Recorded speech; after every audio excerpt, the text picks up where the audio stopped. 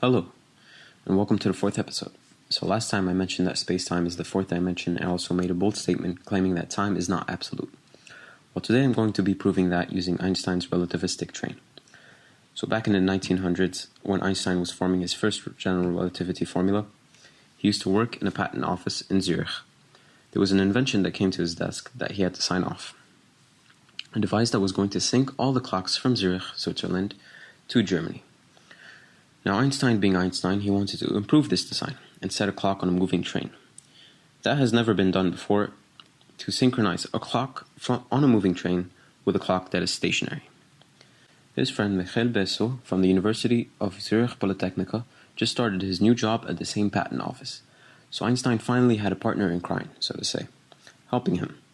Then he finally realized this, and I quote, "Imagine a train racing past, faster than any train you've ever seen. Now imagine as the train is flying past, two lightning bolts crash beyond the tracks at the same time, 100 meters apart. The lightning strikes appear simultaneous to you. Now imagine that you are standing in the middle of the train, during the exact same scenario. Would the lightning bolts be simultaneous?" You can pause if you want to think about it. The answer is no, not if light moves at one speed.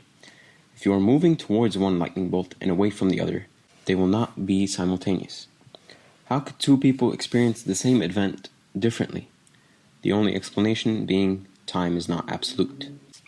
Now, moving on from this very taxing discussion, I will now discuss how Einstein realized that gravity and acceleration are one of the same. He discovered this as he was going down an elevator, actually. He was heading to a conference in which he had to partake in a lecture. You all know this feeling, going down an elevator. It's almost as if your heart drops and you feel your body floating. As if someone had pulled the floor from under you and you're falling, yet somehow you're still attached to the ground. So he pictured himself in an elevator in space, where there's zero gravity. So he's floating. And then suddenly he's pulled quickly to the ground, which can mean two things. He's either close to a planet where a gravitational force is acting upon him, or a cable at the top of the elevator is pulled upwards, and he's moving at constant acceleration.